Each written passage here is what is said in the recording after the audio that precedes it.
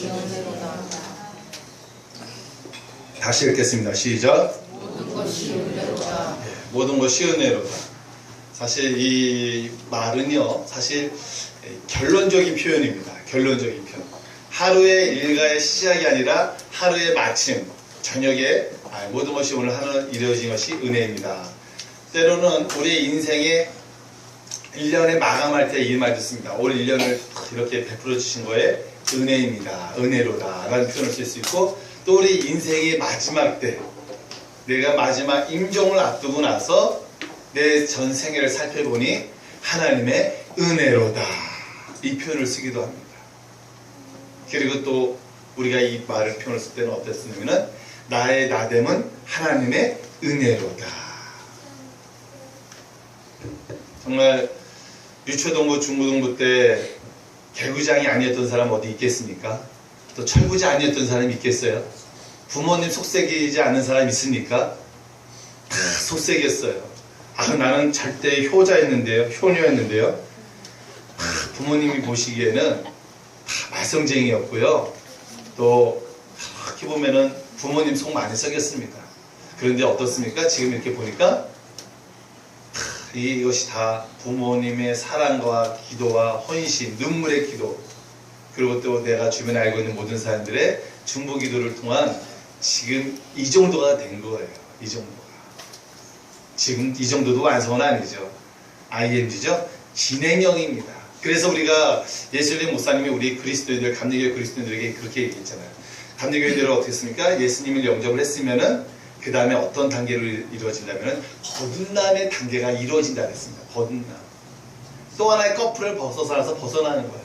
그러면서 이 거듭남이 어디게 가는 거냐?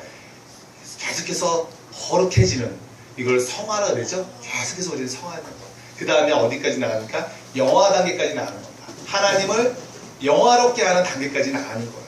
그래서 사실 우리 감리교인들은 이 단계를 거칩니다. 거듭남의 단계, 성화의 단계, 영화로운 단계.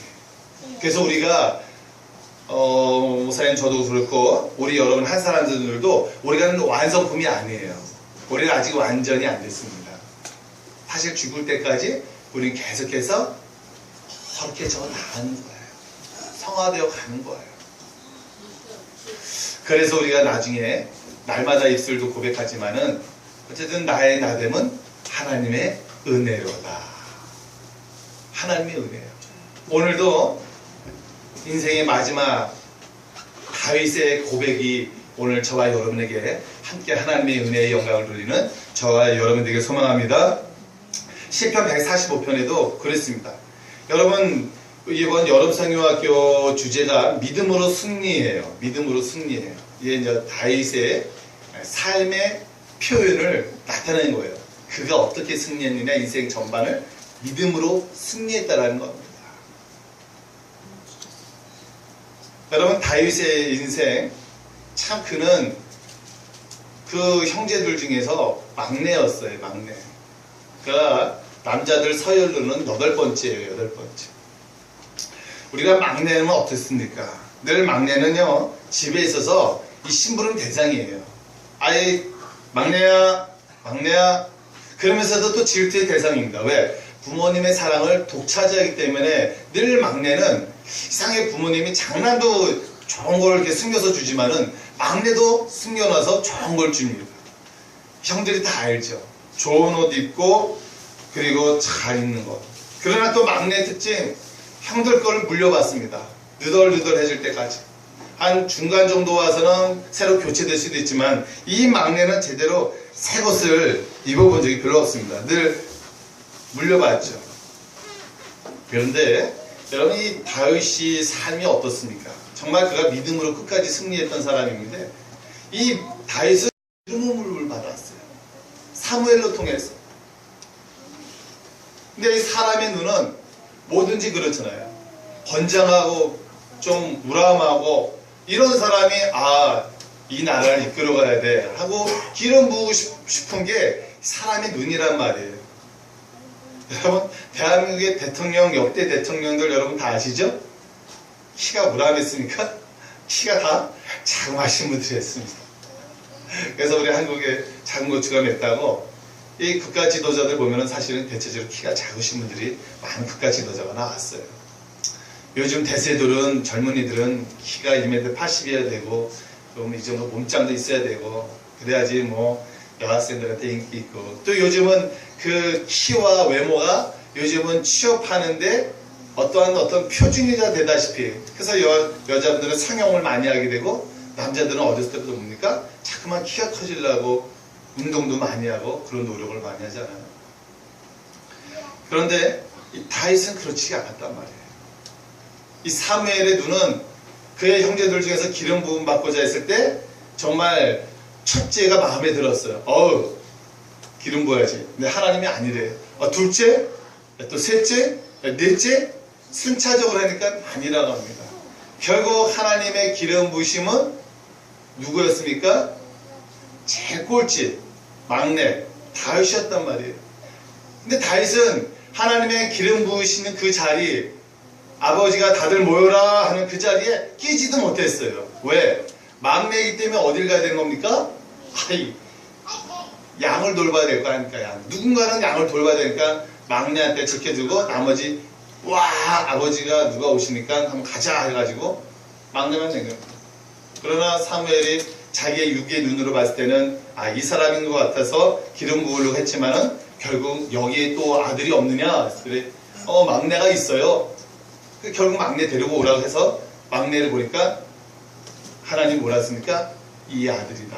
그래가지고 기름 부으니까 그가 이제는 첫 왕으로서의 기름 부으심의 예표가 됐습니다. 그런데 여러분, 다윗이 그 어린 나이에 기름 부음을 받았을 때 왕으로서의 제구시를 했겠습니까?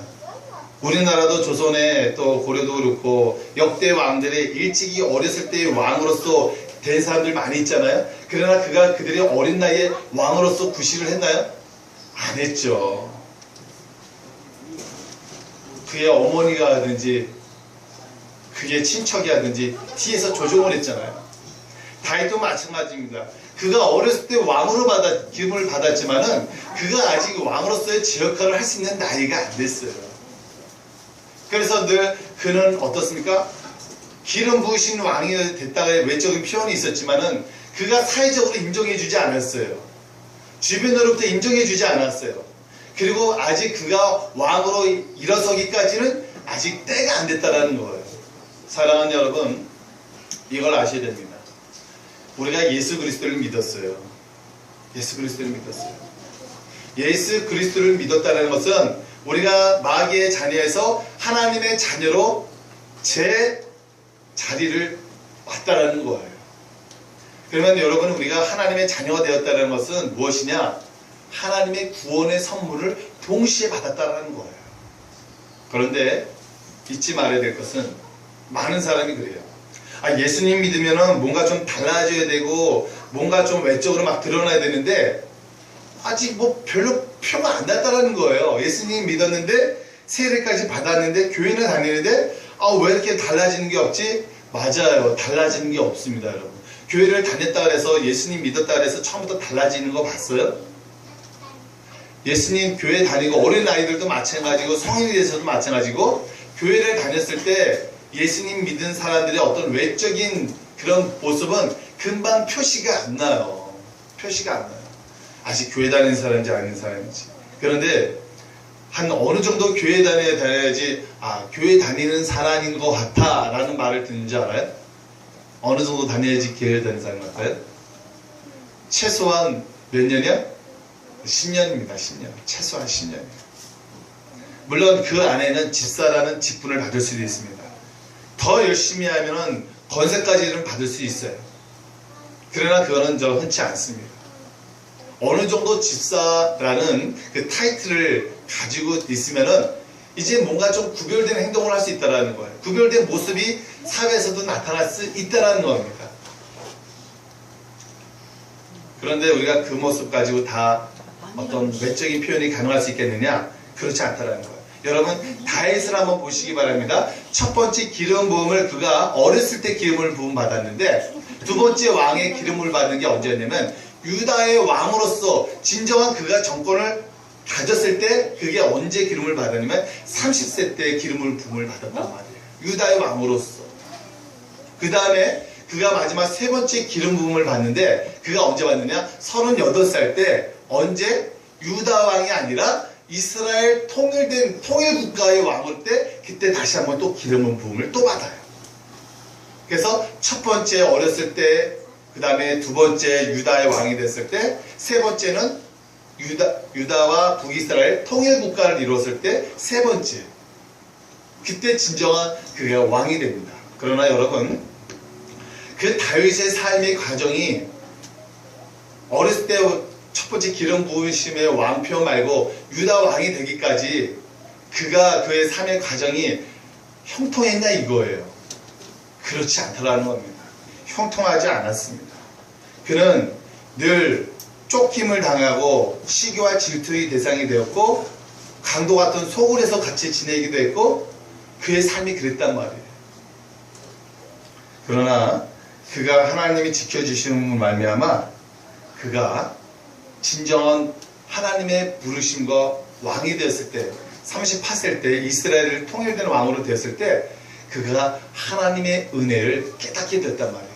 아, 나의 나렙은 나를 지금까지 이렇게 훈련하셨던 거는 나를 통한 하나님의 백성들을 밑바닥서부터 올라오게 했어요. 다윗이요?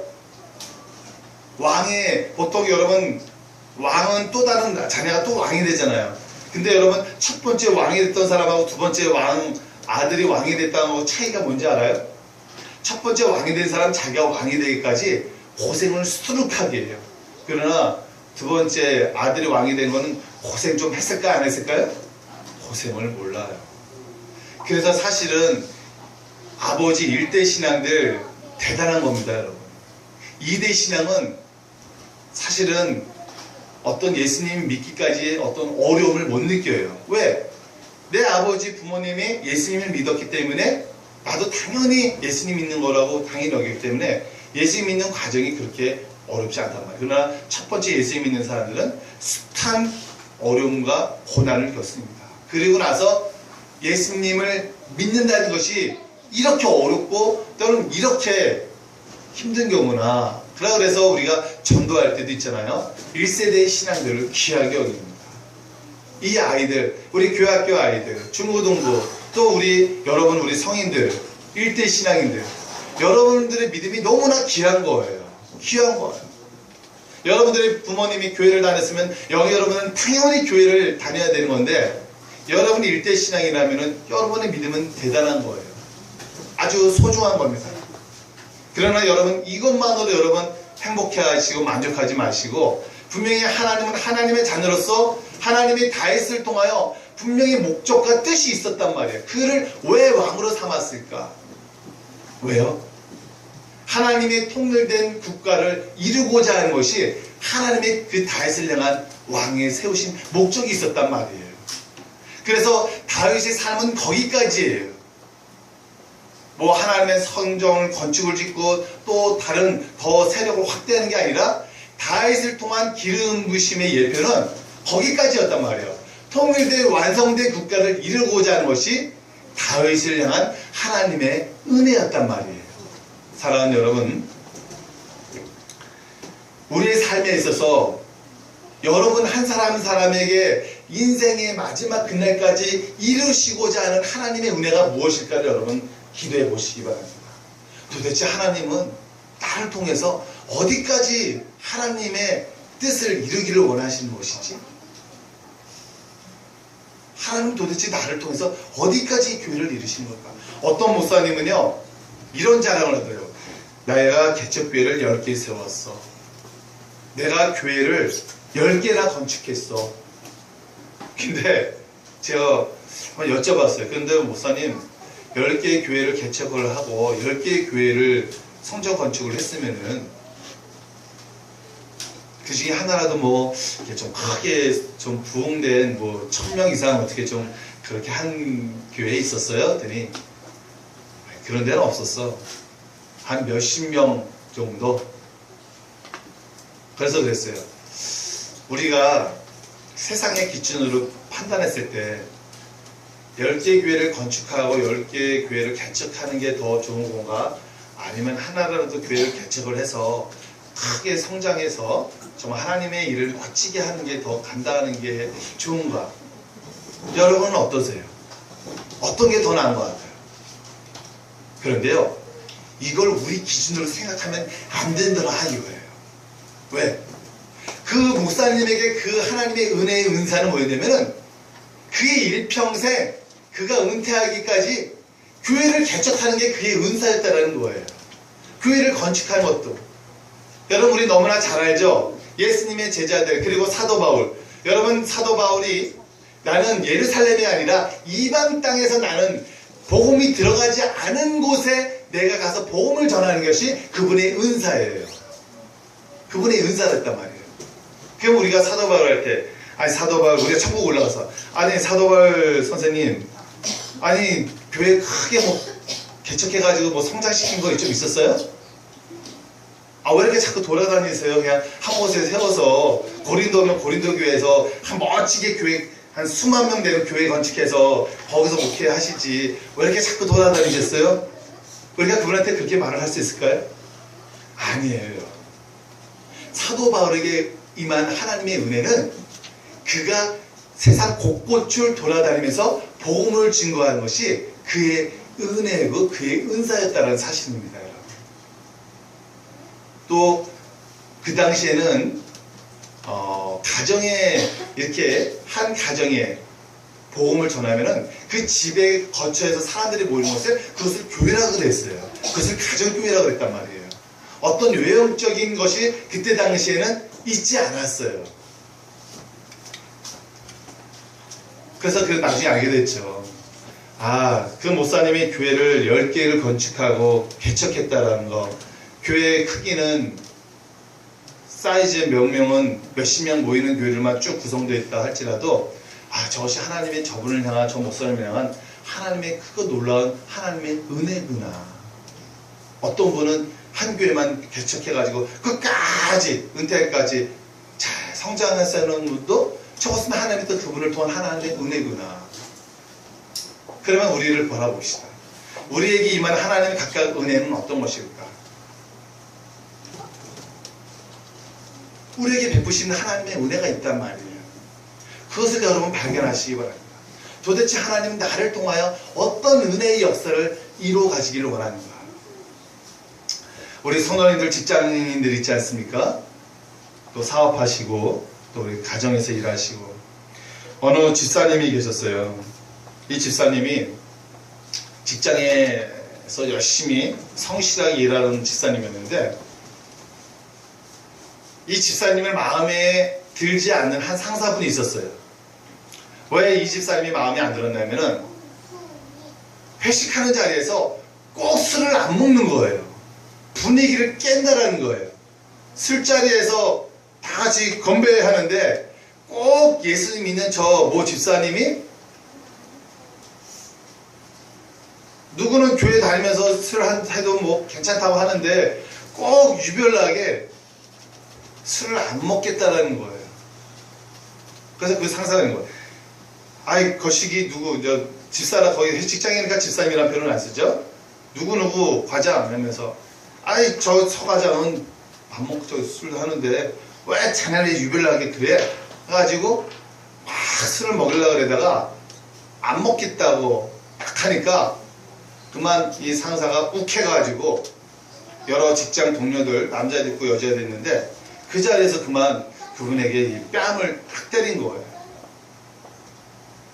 그래가지고 이 집사님이 수치감 느끼고 모욕감 느끼고 그래가지고 회식 다 끝나고 그 다음에 직장을 안 나갔어요. 이 집사님이 고민이죠. 그 수많은 그 회식 자리에서 자기가 그런 모욕감을 당했다고 느끼니까 또 신실한 집사님이니까 기도했어요. 어떻게 해야 될까요? 마음을 다잡을 수가 없어서 이분이 기도원에 갔어요. 기도원에 가가지고 물론 전 직장은 말도 안 하고 무단결근했죠. 하나님, 제가 이런 원통한 일이 있습니다. 하나님 어떻게 하면 좋겠습니까? 아니 어떻게 그렇게 수많은 사람 앞에서 자에게 그렇게 뺨을 따낼 수 있습니까? 나는 믿음을 지키려고 했고 내 신앙을 지키려고 했는데 왜 그렇게 하지 않는다 그래서 왜 나에게 이런 모욕감을 줍니까? 하나님 어떻게 하면 좋습니까? 내가 저 상사를 어떻게 하면 좋겠습니까? 하나님 마음을 다잡을 수가 없습니다. 어떻게 하면 좋을까요? 했더니 예수님이 음성이 들리더래요. 사랑하는 아들아, 너는 뺨 한 대 맞고 그러냐? 나는 너보다 더 많은 수많은 사람들 앞에서 모욕을 당했다. 나도 뺨 당하고 씻김도 당하고 찔림도 당하고 채찍질도 맞고 심지어 침뱉음도 당했어. 거기다가 십자가에 못 박히기까지 너무너무 아팠어. 너무 나도 그러면 원탕했게, 나도 다른 사람에게 해코지 않았는데, 나는 오히려 선을 끼쳤는데 나도 이랬댄다. 예수님의 그런 음성을 듣고 이 집사님이 거기서 또한 꼬꾸라졌다고 합니다.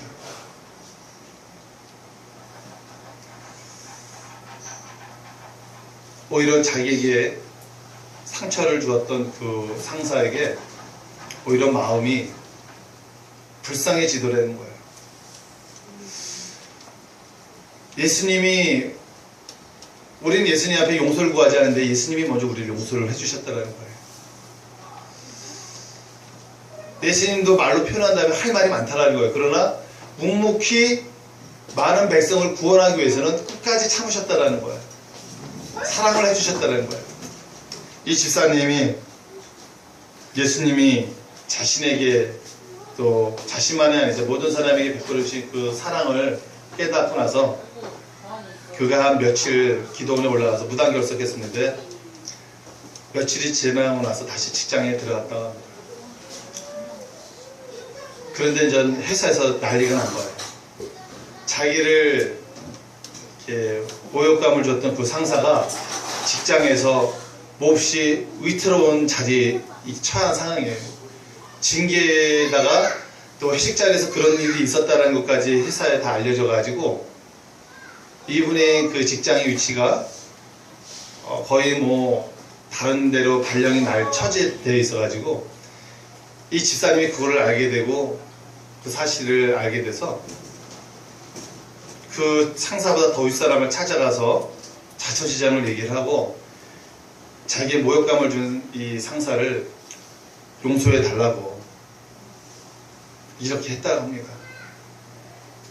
그래서 이 상사가 도대체 자기가 한 행동도 좀 나중에 이제 미안했겠지만은 그 밑에 과장이 오히려 자기 윗사람이 찾아가서 자기에게 이렇게 선처해 달라고, 그리고 자기 때는 어쨌든 용서해 달라고 그런 것을 나중에 알게 되고 그 사람이 이 집사님에게 하나님의 사랑을 경험을 하니까 어떻게 했냐면 예수 그리스도를 받아들였다고 합니다.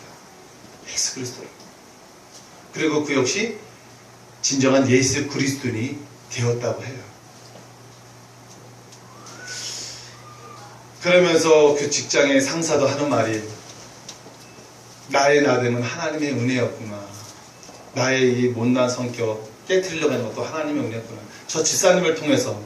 그리고 집사님도 자신이 그동안 의로운 사람이라고 믿었던 자신의 그런 의를 깨트려지게 되고 또 하나님의 그런 또 신령한 음성까지 듣게 되었고 또한 영혼이 예수 그리스도를 영접하는 하나님의 신실한 사람으로 또 되니까 아, 이 모든 것이 하나님의 은혜였구나 라는 것을 고백을 하더라 이거예요. 사랑하는 여러분,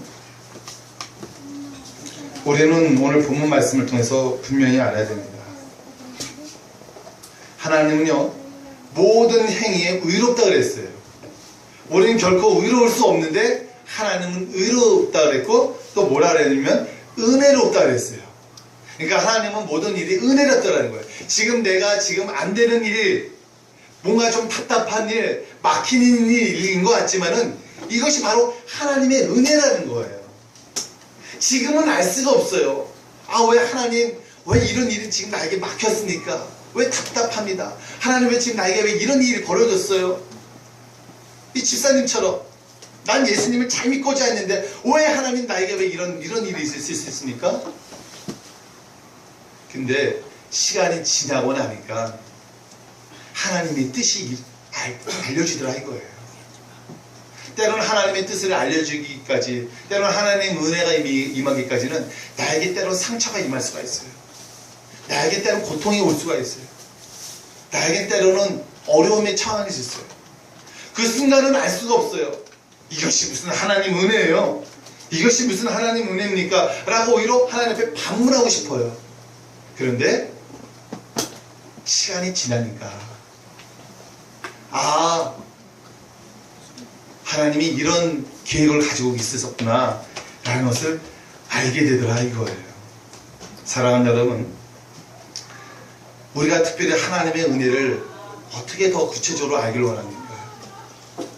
오늘 본문 말씀에 보니까 하나님이 은혜가 구체적으로 나에게 어떻게 임하냐면은 18절을 보니까 하나님은 자기를 경외하는 자들의 소원을 이루어 주신다 그랬어요.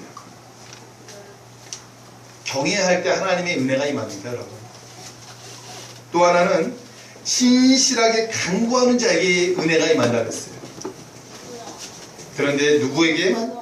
나에게만 아니에요. 하나님은 나의 하나님이지만 우리 모두의 하나님이에요. 하나님은 나의 아버지이기도 하지만 우리 모두의 영적인 아버지입니다.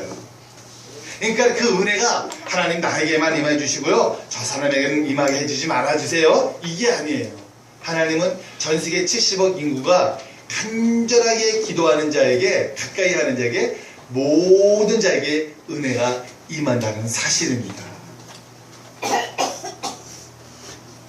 또 하나는 하나님은 우리의 소원만 이루어지시는 것이 아니라 우리의 부르짖을 때 그것을 들어주신다는 그 은혜가 임한다는 거예요. 여러분 부르짖을 때 답답하죠? 도대체 내가 기도해도 하나님 들어주시는 건지 기가 막히신 건지. 여러분, 하나님은 우리의 부르짖음을요 다 기억하고 있어요. 다 알고 있단 말이에요. 우리가 모르는 것 같지만은요 하나하나씩 은혜가 쌓이고 있습니다. 당장 뭐가 되고 싶죠?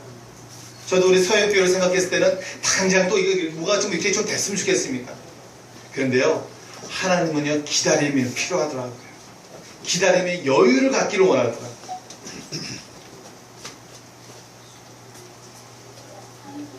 우리가 은혜를 더 은혜로서 받아들이려면요, 우리 내면에 감정의 여유, 생각의 여유, 이성의 여유, 영성의 여유가 있어야 된다는 겁니다. 저도 그것이 부족할 때는요 조바심이 나오는 거예요. 모든 것이 완전해야 된다고 꼭꼭꼭꼭 다 챙기는 거예요. 여기에는 여백이 없어요. 숨이 막힐 것 같아요. 하나님의 은혜를 그냥 받아들이는 것이 아니라 내가 하려고 하는 거예요. 내가 하나님의 은혜를 내가 다 채우려고 하다 보면은 하나님의 진정한 평안을 누리지를 못하는 거죠. 다윗도 하나님의 은혜의 여백을 갖기까지요 자그마치 10년, 20년, 30년이 걸렸어요.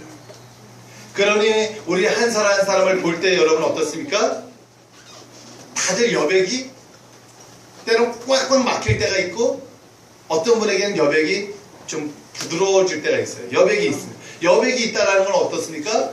어떤 거에도 다 스펀지처럼 받아들인다는 거예요. 근데 여백이 없는 삶, 여백이 없다면 어떤지 아십니까? 튕겨져 나가는 거예요. 그것도 나 힘들어. 더 이상. 사랑하는 여러분, 하나님은요 20절에 우리에게 다시 한번 말씀해 주고 있습니다. 한번 같이 읽어볼까요? 145편 20절입니다. 같이 읽겠습니다. 시작.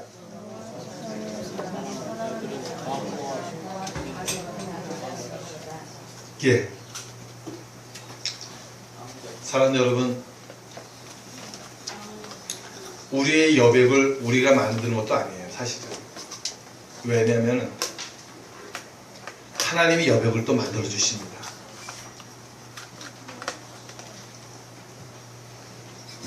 어떨 때요? 하나님을 사랑하는 자들에게는요, 하나님이 여백을 잘 이렇게 해줘요. 공부하는 습관, 하버드 대학은 그 전체 학생들의 40%가 미국에 있는 전 학교에서 수석하는 학생들이 1등하는 학생들만 40%가 모여야 돼요. 그러니까 하버드가 달리 명문대가 아니라 40%가 1등하는 학생들만 모였고 나머지 이제 60%가 뭐 2등이든지 3등이든지 학생들이 몰려오겠죠. 근데 거기서 공부하는 학생들의 또 유대인 학생들이 굉장히 많습니다. 거기에도요. 그 학생들이 얘기해 주기를 공부를 어떻게 이렇게 잘했어요? 했더니 메모를 잘했대요. 근데 그 메모의 특징 중에 하나가 뭐냐면은 우리는 공부하다 보면 메모를 이렇게 써놨잖아요. 근데 그 메모지에 3분의 1은 여백을 남겨놓는데요. 그리고 3분의 2만 채우고 나머지는 여백을 만들어 놓는다고 합니다. 우리는 어때요? 빡빡하게 다 이렇게 적어서 이렇게 붙여야지 이렇게 좋잖아요. 3분의 1 정도의 여백을 남겨놓고 나머지는 거기다가 이렇게 또 생각나는 거 있으면은 이렇게 적는데요. 사랑하는 여러분, 하나님의 은혜가 우리의 삶 안에 더욱 풍성하게 넘치길 소망합니다. 그러기 위해서는 우리의 감정의 여백에 3분의 1은 남겨놓자고요. 또 그렇게 우리가 간구합시다. 하나님을 사랑하는 자들, 왜 불안합니까? 왜 우리가 정말 이렇게 빳빳하고 왜 조급하고 왜 자꾸만 이렇게 여유가 없이 이렇게 살아가려고 하느냐? 여백을 안 늘어서게 됩니다. 하나님의 은혜의 여백의 자리를 좀 우린 남겨놔야 돼요. 은혜의 여백의 자리. 하나님 뭐라 그랬어요? 하나님께서 자기를 사랑하는 자들은 다 보호해 주신다 그랬어요. 다 보호해 주신다. 자꾸만 스스로를 자기가 보호하려고 하니까 하나님이 보호할 자리가 없는 거예요. 스스로를 모든 걸 다 완벽하게 하려고 하니까 하나님이 개입할 자리가 없는 거예요. 사랑하는 여러분, 우리 인생 살아가는 거 앞으로 많이 있지만은 또 그렇다 또 아직 그렇게 많은 건 또 아닙니다. 하나님이 우리를 통해서 일하실 수 있도록, 하나님이 우리를 통해서 은혜를 마음껏 베푸실 수 있도록요, 은혜의 여백의 자리를 우리 만들어 놓읍시다.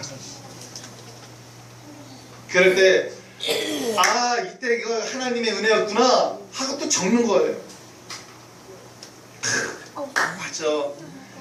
그때 그것이 바로 하나님의 은혜였어. 그때는 깨닫지 못했는데 그것이 하나님의 은혜였구나. 사랑하는 여러분, 휴가철입니다.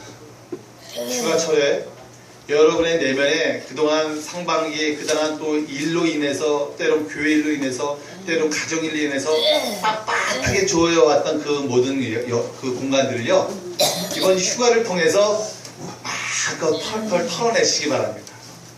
그리고요, 하나님이 다시 여러분의 삶의 내면에 일하실 수 있도록, 은혜가 임할 수 있도록 힘들었던 모든 것들을 다 버리고 충분한 여백을 가지고 돌아오시기 바랍니다. 이럴 때 하반기에 임할 하나님의 은혜가 폭발적으로 일어날 거 아니겠습니까? 현대인들 너무나 스트레스 받고 있고 너무나 힘들게 살아가고 있습니다. 이번 여름 휴가를 또 맞이하시는 분들, 또 앞으로 떠나실 분들, 하나님이 여러분의 삶에서 은혜가 샘솟을 일어나고, 또한 지금 아직 왜 하나님 이러죠? 답답해하고 계신 분들, 때가 지나면 하나님께서 이루어 가십니다. 하나님께 맡기십시다. 너의 행사를 여호와께 맡기라. 그러면 그가 경영하신다 그랬어요. 사업하는 데만 맡기지 마시고요. 우리 가정 중, 우리 자신 맡깁시다. 그러면 하나님께서 은혜의 경영을 펼쳐나가게 될 줄 믿습니다. 기도하겠습니다.